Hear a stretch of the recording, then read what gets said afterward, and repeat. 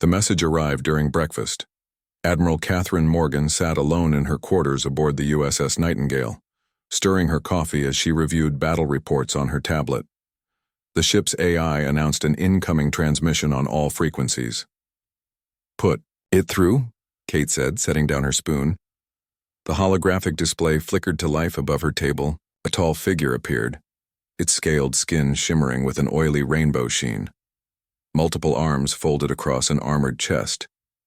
Emperor Khadrazil of the Xeraxian Empire stared down at her with 6 yellow eyes. "Human," the Emperor said. His voice sounded like stones grinding together. "Your resistance ends today." Kate said nothing. She sipped her coffee. 74 species have bowed before the Xeraxian Empire. You will be the 75th. You have 7 hours to submit. Your leaders will surrender on behalf of all human territories. If you refuse, we will destroy your remaining colonies one by one until Earth stands alone. Then we will burn your homeworld to ash. Kate set down her cup carefully. "And if we surrender? Then you will serve. Your people will be relocated as needed. Your resources will feed our empire. Your children will learn our ways. This is mercy, human. This is the natural order." "I see," Kate said. "And who am I speaking with?" The alien's face twisted in what might have been surprise or disgust. "You address Emperor Khadrazil, eternal light of the 7 suns, conqueror of the 3 arms, master of—" "Thank you," Kate cut him off.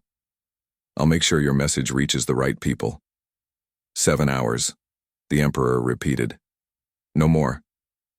The transmission ended. Kate sat motionless for 30 seconds. Then she tapped her communication badge. "Commander Wright, Lieutenant Carter, Chief Peterson. Emergency meeting in my ready room. 5 minutes."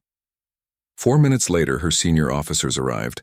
Commander Alan Wright, her second-in-command for 8 years, entered first. His weathered face showed concern. Lieutenant Samantha Carter followed, her red hair pulled back tightly, tactical data already streaming across her portable screen. Chief Daniel Peterson rushed in last, wiping engine grease from his hands with a rag. "The Xeraxians have given Earth 7 hours to surrender," Kate said without preamble. 7 hours, Peterson whistled. "That's not even enough time to evacuate. A small colony." "They don't want us to evacuate," Carter said. "They want us cornered." Wright leaned forward. "Admiral, what are our orders from Earth Command?" "There are no orders," Kate said. "Communications with Earth were cut 3 days ago, when the Xeraxians destroyed our relay stations. We're on our own." "The Nightingale is the last major warship Earth has," Carter said. "We should use these 7 hours to save as many people as possible from the outer colonies." Kate shook her head. "That's exactly what they expect us to do. Run and hide. Save what we can before the inevitable." "With respect, Admiral," Wright said, "what other choice do we have? The Xeraxian fleet outnumbers us 10,000 to 1. Kate stood up and walked to the viewport. Stars stretched endlessly before her. Somewhere out there, the Xeraxian armada waited. "What do you know about Russian folklore, Alan?" she asked. Wright blinked at the sudden change in subject. "Not much, ma'am. Baba Yaga," Kate said softly. "Do you know why the aliens call me that?" Her officers exchanged glances. Everyone in human space knew the story, but few dared mention it to her face. "After what you did at Europa," Carter said finally, "when you used the asteroid field as weapons." Kate nodded. "I lost my family when the Xeraxians destroyed the Armstrong colony on Mars. I watched it burn from a science vessel. I was a researcher then, an astronomer." She turned to face them. 3 years later at Europa, they cornered our fleet. We were outgunned, outmanned. They expected us to flee or surrender. Instead, you detonated charges you'd planted in the asteroid field, Peterson said, created a meteor shower that destroyed half their fleet. 20,000 Xeraxian soldiers died that day, Kate said. Their first major defeat in a century of conquest. That's when they started calling me Baba Yaga, the witch, the monster. Under the bed, Wright stood up straighter. "What are you suggesting, Admiral?" Kate touched a control panel. A holographic display of the Xeraxian home system appeared above the table. "They've given us 7 hours to submit," she said. "I propose we use that time differently than they expect. Not to run, not to hide, but to strike at the heart of their empire." Peterson's mouth fell open. "You can't be serious." "The ghost drive," Carter whispered, understanding dawning on her face. Kate nodded. The Nightingale was fitted with the prototype phase shift drive before the shipyards were destroyed. It's untested for long jumps, but theoretically, we could jump directly into secured space, Peterson said. But the power requirements would be enormous. We'd need hours to recharge before we could jump out again. 7 hours to be exact, Kate said. The same deadline they gave us. Wright paced the room. Even if we could jump into their home system undetected, what then? We're one ship against an empire. Kate's finger pointed to the center of the hologram, where a massive structure orbited the Xeraxian homeworld. "We don't need to fight the empire," she said. "Just its emperor." Silence fell over the room as her plan became clear. "It's suicide," Wright said eventually. "Maybe," Kate admitted. "But consider the alternative. Surrender means slavery or extinction for humanity. Running buys us weeks, perhaps months before they hunt us down. This way, we have a chance, slim as it may be, to throw their empire into chaos." "The Xeraxians have a rigid hierarchy," Carter noted. "Their entire military structure flows from the Emperor. If he died suddenly..." "Civil war," Peterson finished. "Different factions would fight for control. Buying Earth time," Kate said. "Time to rebuild, to prepare. Maybe even to form alliances with other species chafing under Xeraxian rule." Wright looked at her for a long moment. "They call you Baba Yaga for a reason, don't they?" Kate's lips formed a thin smile. "They didn't give us much choice, Commander. 7 hours to submit or die. I say we give them something they won't expect." "How do we even reach the Emperor?" Peterson asked. "His flagship will be surrounded by their entire fleet." Kate nodded to Carter. "That's where our tactical officer comes in. Lieutenant?" Carter stepped forward and expanded part of the hologram. "The Emperor observes a daily ritual called the Hour of Contemplation. During this period, he enters his throne room alone, with minimal guards. More importantly, the room's defensive shields are lowered as part of the ceremony. A window of vulnerability," Wright said thoughtfully. "Exactly," Kate replied. "A small one, but it exists. We use the ghost drive to jump directly into the throne room during this period. The drive's signature should mask our approach from their sensors." Peterson ran calculations on his tablet. "It would take precise coordinates. One mistake and we could materialize inside solid matter." "Then we'd better not make mistakes," Kate said. She looked at each of them in turn. "I won't order this. It's beyond any reasonable interpretation of our duty. If anyone wants out, now's the time." No one moved. "Very well," Kate said. "We have 7 hours. Let's make them count." "What about the rest of the crew?" Wright asked. "Volunteers only," Kate replied. "Anyone who doesn't wish to participate can take the escape pods before we jump." She turned back to the stars, her reflection ghostly in the viewport glass. 7 hours to plan the impossible. 7 hours to prepare what might be humanity's last desperate act of defiance. The Baba Yaga was going hunting. The crew of the Nightingale gathered in the main hangar bay. All 120 of them stood in neat rows, faces tense but determined. Kate walked slowly down the center aisle, her boots echoing against the metal floor. "I won't lie to you," she said, her voice carrying to every corner of the bay. "What I'm proposing is probably a one-way trip. The ghost drive should get us there, but we'll be deep in enemy territory with no support and no easy way out." She stopped in the middle of the room and turned slowly, meeting as many eyes as she could. "Earth has not ordered this mission. In fact, Earth cannot order it because our communications are cut off. This is my decision, and I take full responsibility for it. No one will think less of you for choosing not to participate." She nodded to Wright, who stepped forward. "Escape pods are ready," he announced. Anyone who wishes to leave has 30 minutes to board. The pods are programmed to avoid Zyraxian patrol routes. You'll have a fighting chance to reach the Proxima colony. For a long moment, no one moved. Then a young engineer raised his hand. "Admiral," he said, "I joined the fleet to protect Earth. I don't care if it's a one-way trip. I'm in." A murmur of agreement spread through the crowd. Kate nodded, a lump forming in her throat. "Very well," she said. "Report to your stations. We jump in 6 hours and 22 minutes.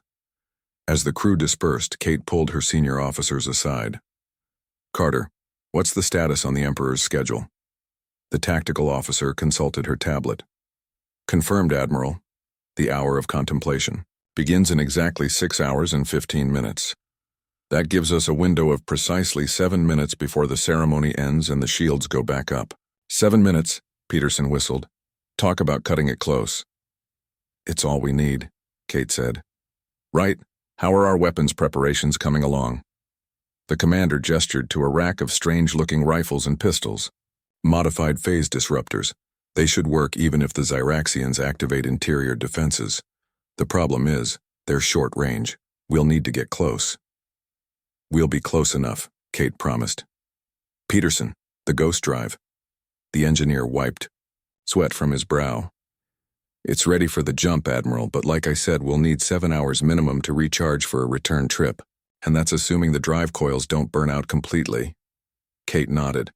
"Focus on the jump coordinates. We need to materialize precisely in the throne room, not in a wall, not in the room next door." "I'm using every scrap of intelligence we have," Peterson said. "Schematics from captured ships, reports from resistance fighters, but it's still a guess, Admiral. An educated one, but a guess." Kate squeezed his shoulder.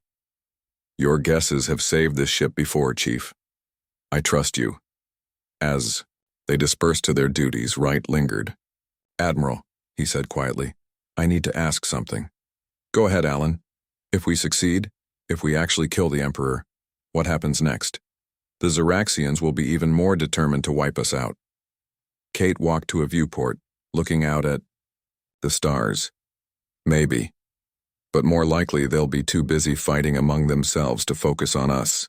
The Zyraxian Empire has always been held together by fear. Fear of the Emperor and his bloodline. Without him, that fear evaporates. And if we fail? Then we fail knowing we tried everything," Kate said. "Better than surrendering without a fight." In the ship's heart, Peterson and his team worked feverishly on the ghost drive. The experimental technology filled an entire deck, pulsing with blue energy. Coolant pipes hissed, venting excess heat into space. "Check the phase calibration." "Again," Peterson ordered a technician. "We're jumping into a space 12 meters by 15 meters. The margin for error is 0. "Chief," called a young woman monitoring a console. "I'm detecting fluctuations in the quantum field. The drive might not be stable enough for this jump." Peterson moved to her station, studying the readouts. "Increase power to the stabilizers. We need absolute precision." The technician looked nervous. "We've never jumped this far before. The furthest test was to Jupiter and back. And now we're jumping halfway across the galaxy." Peterson nodded. "I know. Keep working." On the bridge, Carter assembled her tactical team. 6 men and women in black combat suits listened intently as she outlined their approach. "The Emperor will be here," she said, pointing to a holographic display of the throne room.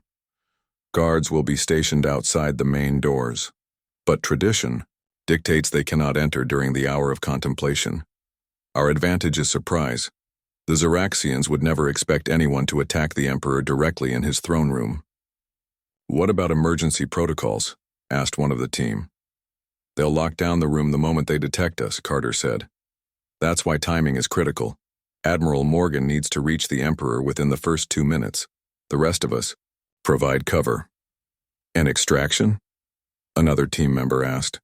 Carter's face remained neutral. "If the ghost drive recharges as planned, we hold position for 7 hours. If not..." She let the sentence hang unfinished. In her quarters, Kate opened a small metal box she kept locked in her desk. Inside lay a curved knife, its blade made from an unusual dark material that seemed to absorb light. She lifted it carefully, testing its weight. A chime announced right at her door. "Enter," she called, not putting the knife away. The commander stepped in, then stopped when he saw the weapon. "Is that—" "Yes," Kate said. "Made from a fragment of the Armstrong colony. After the attack, I had it forged from a piece of the Habitat's hull." Wright moved closer, studying the blade. "I've heard rumors. The crew calls it your witch's knife." "Fitting, I suppose," Kate said. "The Zyraxians took everything from me that day. My husband, my daughter, my future." She slid the knife into a sheath at her hip. "It seems right that a piece of Armstrong should be there at the end." "This isn't about revenge, is it?" Wright asked carefully. Kate looked at him, her eyes hard. "If it were just revenge, I'd have gone alone a long time ago. This is about survival, humanity's survival." Wright nodded, satisfied. "The crew's ready. No one took the escape pods." "No one? Not a single person," Wright confirmed. "They're with you, Admiral, all the way." Kate closed her eyes briefly. "Thank you, Alan, for everything." 4 hours to jump, the ship's AI announced. Throughout the ship, crew members made final preparations. Some wrote messages to loved ones. Others checked and rechecked their equipment. A few gathered in the mess hall, sharing stories and quiet laughter. In engineering, Peterson's team made the final adjustments to the Ghost drive. The blue energy pulsed faster now, casting eerie shadows across their faces. "Coordinates locked," a technician announced. "Quantum field stabilizing." Peterson nodded. "Begin power transfer to the main drive coils. Steady as she goes." On the bridge, Kate settled into her command chair. Status reports flowed in from every department. The ship hummed with tension and purpose. 2 hours to jump," the AI announced. Carter approached, offering Kate a small device. "The quantum disruptor, Admiral. It should neutralize the Emperor's personal shield long enough for you to get close." Kate attached it to her wrist. "You're sure this will work?" "We reverse-engineered it from Zyraxian technology captured at Europa," Carter said. "It's designed specifically to match the Emperor's shield frequency." Kate nodded. "Good work, Lieutenant." As the final hour approached, Kate addressed the ship one last time. "Today we make our stand. Not because we want to fight, but because we must. The Zyraxians believe humans are weak, that we'll surrender rather than face destruction. They're about to learn how wrong they are." She looked around at her bridge crew, feeling a fierce pride. "Whatever happens next, know this. History will remember the Nightingale.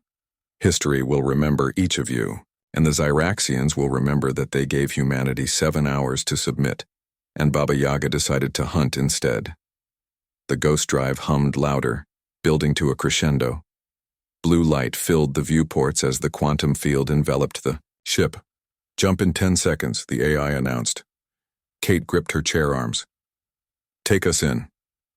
The Nightingale disappeared in a flash of blue light, leaving only empty space behind. For one frozen moment, there was perfect silence in the Emperor's throne room.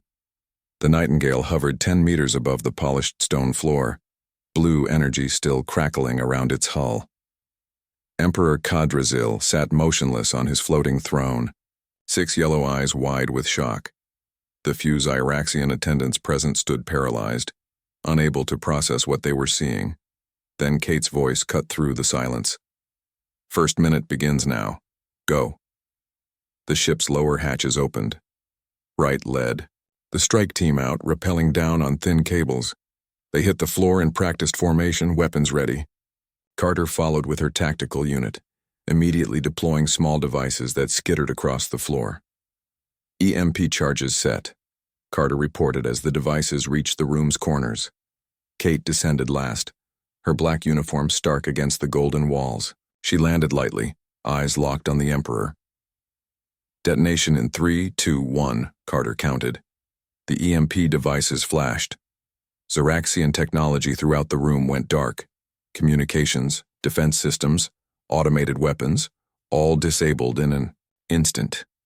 Only the Nightingale, shielded against the pulse, remained operational. The Emperor found his voice. "Guards!" he roared. the sound reverberating through the massive chamber. But the doors remained sealed. Outside, they could hear pounding and shouting as Zyraxian guards tried to force their way in. The doors are quantum-locked during the hour of contemplation, Carter explained quickly. Even the guards can't override it without the Emperor's signal. And we just cut his signal. First minute complete, Wright announced. 6 to go. The Emperor rose from his throne, towering nearly 3 meters tall. His iridescent scales shifted color with his rage. You dare? He hissed at Kate. You dare enter the sacred chamber of the eternal light? Kate stepped forward. I am Admiral Catherine Morgan of Earth. You gave us 7 hours to submit or die. I decided on a third option. The Emperor's face contorted. The witch ship, Baba Yaga. He looked almost impressed. You traveled through the void between stars to die at my feet? Not exactly, Kate replied. The doors at the far end of the chamber bucked inward. The pounding grew louder. They're using plasma cutters, Carter warned. The doors won't hold for long. Second minute begins, Wright called out. Secure the perimeter. His team spread out, taking positions around the room. The few Zyraxian attendants cowered behind columns. Don't harm them unless they attack, Kate ordered, nodding toward the attendants. Our target is the Emperor alone. Khadrazil laughed, a harsh, grating sound. Noble sentiment from the Baba Yaga. Tell me, did you show such restraint at Europa, when you turned asteroids into weapons against my fleet? Kate's face hardened. You destroyed Armstrong Colony, killed thousands of civilians. My family. One minor colony among many, the Emperor dismissed. Necessary for the expansion of the Empire. Necessary? Kate's voice dropped dangerously low. My daughter was 6 years old. The Emperor's hand moved to a device on his wrist. A shimmer of energy surrounded him as his personal shield activated. Admiral, Carter called. He's activated his shield. I see it, Kate said calmly. She raised her own wrist where the quantum disruptor was attached. Let's see how well it holds. She pressed a button. A pulse of energy shot from the device. Where it struck the Emperor's shield, the energy barrier wavered and distorted. Khadrazil's eyes widened in genuine surprise. Impossible, he breathed. That technology is yours? Kate finished for him. We've learned a lot from studying your ships, your weapons, your weaknesses. The doors buckled further. Metal screamed as it began to tear. Second minute complete, Wright announced tensely. 5 remaining. The Emperor backed up the steps toward his throne. You cannot hope to escape, he said. My fleet surrounds this world. My soldiers fill this palace. Even if you kill me, you will never leave this room alive. We knew the odds when we came, Kate said, following him up the steps. Her team moved with her, keeping their weapons, trained on the Emperor. Then you came to die, Khadrazil concluded. Maybe. Kate. Blue light swallowed the nightingale. The ship entered the ghost dimension, a place between spaces where reality bent and twisted. Through the viewports, the crew saw strange shadows moving in impossible patterns. The ship's hull groaned under pressures never meant to exist in normal space. Kate sat rigid in her command chair. Status report, she ordered, her voice steady despite the churning in her stomach. Ghost dimension travel affected everyone differently. Some felt nothing. Others, like Kate, felt as if their insides were being slowly turned inside out. Ghost. Drive functioning within normal parameters, Peterson reported from engineering. Quantum field is holding steady. Time to arrival? Kate asked. 4 hours, 17 minutes, the AI answered. Wright moved to stand beside Kate's chair. Now we wait, he said. Kate nodded. Now we wait. During the long journey through the ghost dimension, Kate recorded a message for Earth. She sat alone in her quarters, speaking to a small recording device. This is Admiral Catherine Morgan of the USS Nightingale, she began. If you're hearing this, our mission either succeeded beyond our expectations, or someone recovered this recording after our failure. Either way, I want Earth to know why we did what we did. She paused, gathering her thoughts. When the Zyraxians gave us 7 hours to surrender, they expected us to run, hide, or submit. They've conquered 74 species using the same tactics. Overwhelming force followed by an impossible choice. But they don't understand humans. They don't understand that when pushed to the edge, we push back harder. Kate leaned closer, to the recorder. Inside this device is all the intelligence we've gathered on Zyraxian fleet movements, command structures, and weaknesses. Use it. Whether we succeed in killing the Emperor or not, their attention will be divided. That's your chance, Earth's chance, to build alliances, strengthen defenses, and prepare for what comes next. She took a deep breath. I don't know if history will see us as heroes or fools. I don't know if what we're doing is right. But I do know this. Sometimes, to save what you love, you must become what you hate. The Zyraxians made me Baba Yaga. Today, I embrace that name fully. She ended the recording and sealed it in a small probe, programmed to find its way to Earth if the Nightingale did not return. Meanwhile, in the Emperor's palace on the Zyraxian homeworld, Emperor Khadrazil received reports from his generals. No. Response from the humans, your radiance, said General Vex, his scales glittering in the throne room's golden light. Our fleet reports no unusual activity near their remaining colonies. And the ship? Khadrazil asked. The one commanded by the female they call Baba Yaga? The Nightingale has disappeared, your radiance. Our last tracking placed it near the Proxima system, but it vanished from our sensors 3 hours ago. The Emperor leaned forward on his massive throne. Vanished? Yes, your radiance. We believe they may have activated their experimental drive technology. If so, they could be anywhere. Khadrazil hissed softly. Could they reach our homeworld? The general's multiple arms made a gesture of impossibility. No, your radiance. The distance is too great and our defenses too strong. Even if they could jump this far, our sensor net would detect them instantly. Do not underestimate this human, the Emperor warned. There's a reason our warriors whisper her name. What do we know of her? A smaller Zyraxian stepped forward, holding a data tablet. Catherine Morgan, formerly a scientist with no military background. After the destruction of Armstrong Colony, where her family died, she joined Earth's Defense Force. Rose quickly through the ranks, masterminded the Europa ambush where we lost an entire battle group. A scientist, the Emperor repeated thoughtfully, not a warrior born. But very adaptive, the advisor continued. She studies our tactics, finds weaknesses, exploits them ruthlessly. The name Baba Yaga comes from human folklore, a witch, who lives in a house with chicken legs, who grinds the bones of her enemies. Superstitious nonsense, General Vex scoffed. Perhaps, the Emperor said, but fear has power, even among our kind. Double the palace guards. Add another defense screen around my personal chambers. As you command, the general bowed. And the deadline for the humans? Remains unchanged, the Emperor said. When their 7 hours end, begin the purge of their outer colonies, one by one, until they submit or die. Back in the ghost dimension, the Nightingale continued its journey. In engineering, Peterson noticed something alarming on his monitors. Chief, called a technician, we're picking up strange energy fluctuations in the quantum field behind us. Peterson hurried over, studying the readings. That's not possible, he muttered. It almost looks like another ship, the technician suggested. No, Peterson shook his head. Nothing can follow us in the ghost dimension. The technology is too new, too experimental. But doubt crept into his voice. He opened a channel to the bridge. Admiral, we may have a situation.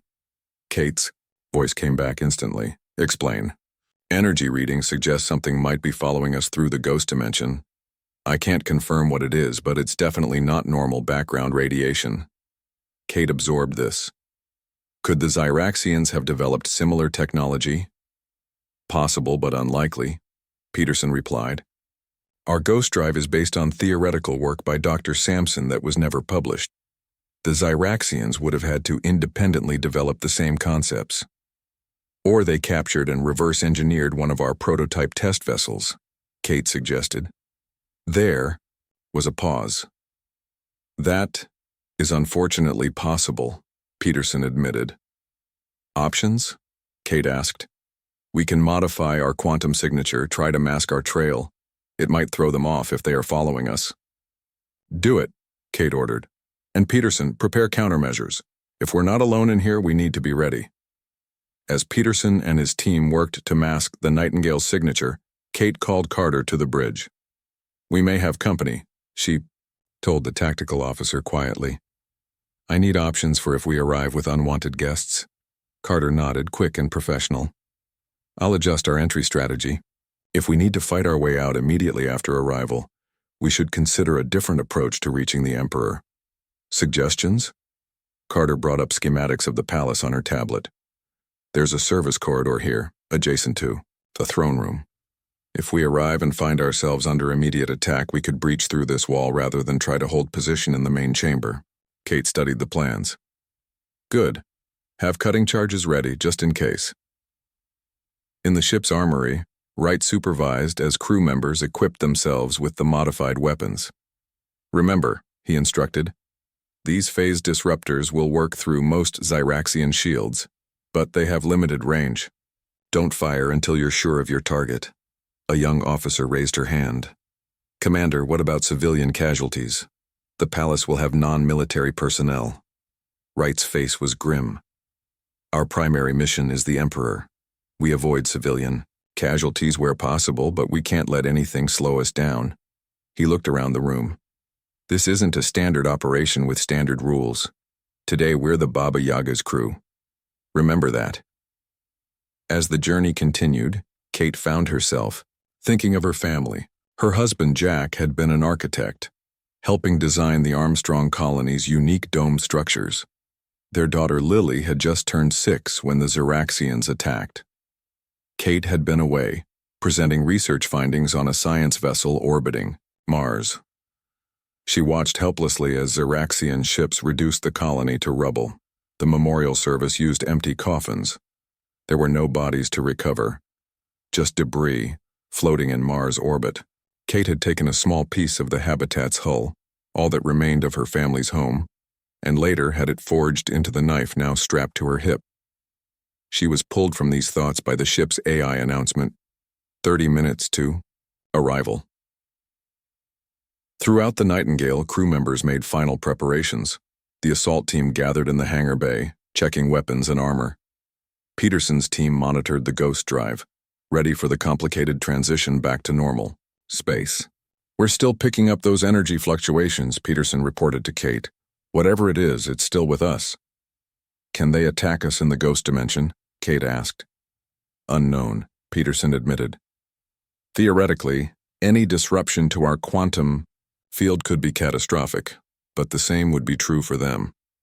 Kate nodded. Stay alert. If they're following us, they'll likely wait until we transition back to normal space before making their move. 10 minutes to arrival, the AI announced. Kate, move to the bridge's central platform. All hands, this is the Admiral. We are 10 minutes from arrival. Battle stations. Throughout the ship, crew members hurried to their positions.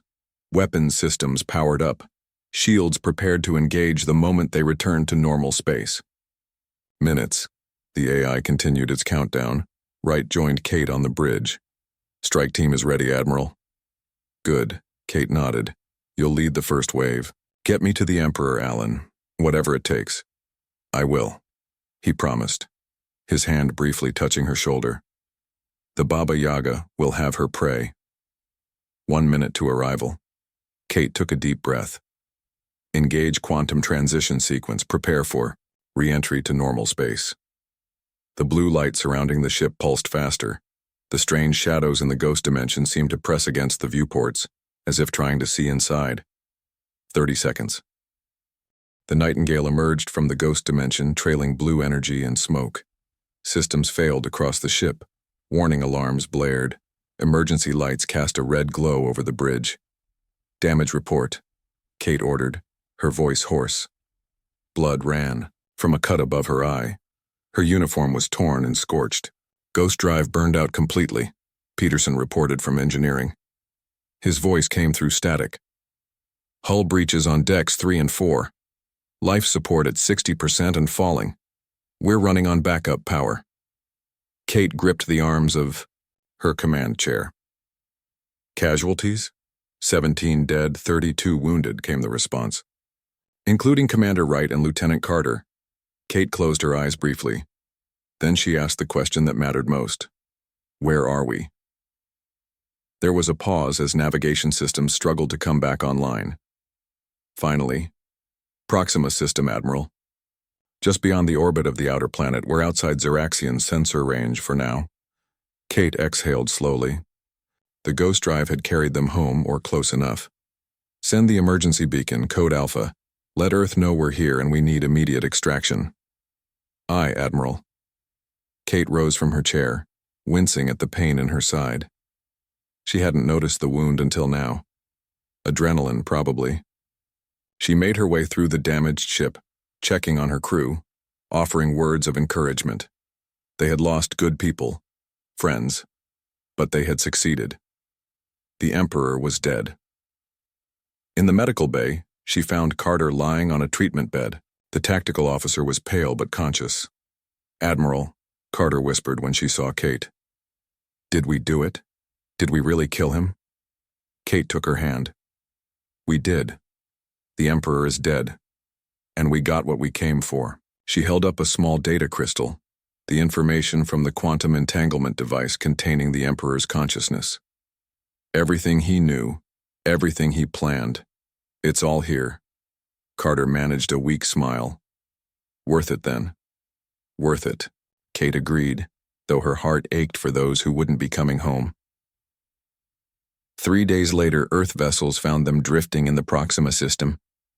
The Nightingale was beyond saving, its ghost drive destroyed, its hull compromised in a dozen places. The survivors were transferred to medical ships. The wounded began their long recovery. Kate, despite her injuries, insisted on delivering her report to the Emergency Council in person. She stood before them in a makeshift uniform, her face still bearing the marks of battle. The Emperor of the Xeraxian Empire is dead, she announced without preamble. Killed by my hand in his throne room. Before he died, we extracted his consciousness, using quantum entanglement technology. Everything he knew we now know. The council members exchanged glances. Admiral Patel, the head of Earth's remaining defense forces, leaned forward. How can we be certain this information is accurate, Admiral Morgan? That his death is confirmed? Kate placed the data crystal on the table. The extraction was complete. Our scientists can verify the data. As for confirmation of his death, she activated a small projector. A recording played, showing the final moments in the throne room, the knife sliding between the Emperor's scales. His final words. His death. I see, Patel said quietly. And the Xeraxian response? Chaos, Kate replied. Based on the limited communications we've intercepted, the Empire is fragmenting. Different factions are claiming the throne. Without the Emperor's direct control, their chain of command is breaking down. This buys us time, said another council member. But how much? Kate straightened, wincing slightly at the pain in her ribs. The Emperor's consciousness contains the access codes to their entire defense network, their fleet positions, their weaknesses. With this information, we can rebuild, form alliances with other species they've conquered, prepare for what comes next. And what does come next, Admiral? Patel asked. What would you have us do with this advantage you've given us? Kate's expression hardened. The Xeraxians gave us 7 hours to submit or die. They've done the same to 74 other species. They destroy, they conquer, they enslave, and they never stop. She looked around the room. We have a choice now. Use this opportunity only to protect ourselves or to free the galaxy from the empire that has terrorized it for centuries. The room fell silent as her words sank in. Finally, Patel nodded. I believe I speak for the Council when I say that humanity stands with you, Admiral Morgan. We will use this chance you've given us. Not just me, Kate said firmly.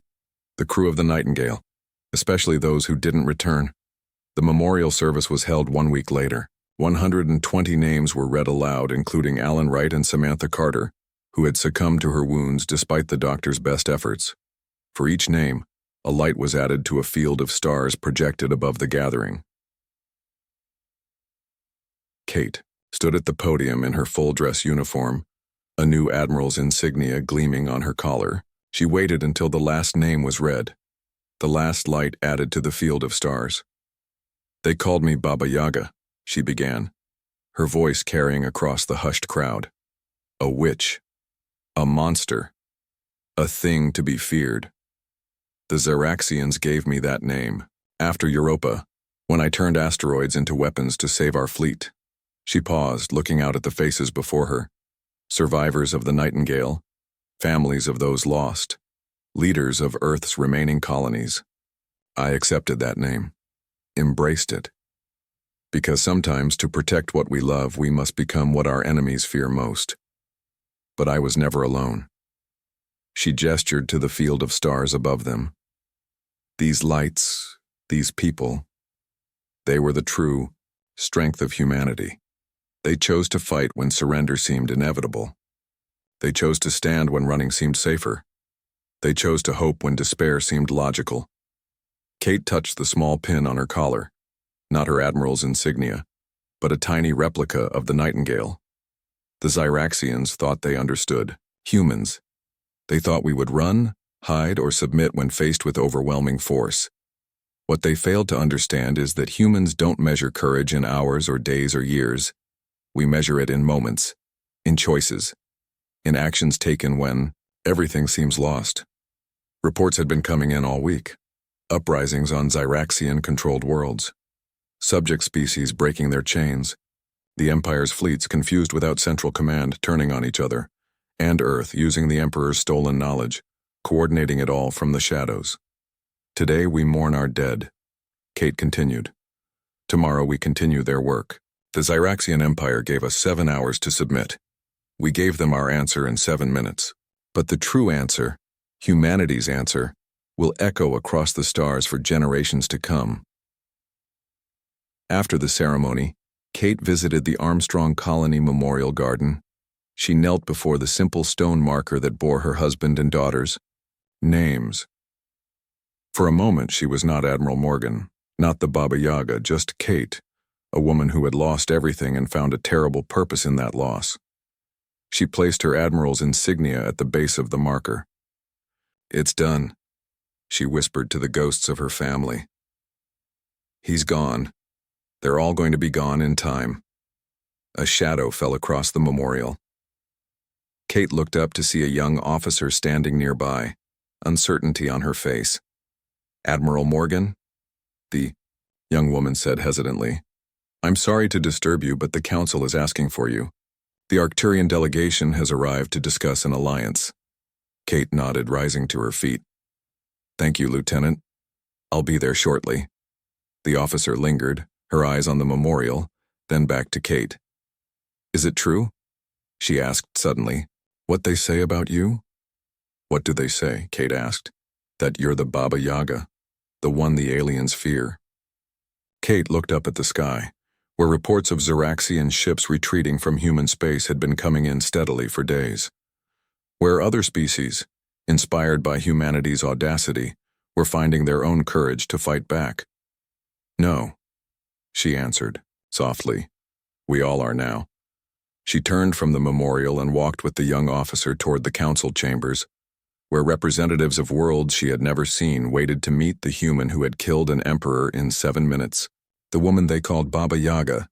Behind her, the setting sun cast long shadows across the memorial garden, stretching like fingers across the ground, like the shadows of a house walking on chicken legs, like the reach of a witch who ground the bones of her enemies, like the long arm of humanity, extending at last beyond its cradle, into a galaxy that would never underestimate it again.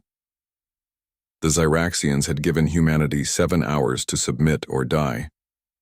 They never considered a third option, that humanity would choose to fight and win, not just for itself but for every species that had ever faced the same impossible choice. It had taken the Baba Yaga 7 minutes to kill an emperor. It would take humanity far longer to rebuild a galaxy, but they had time now. They had hope. They had allies. And the stars themselves seemed closer than before.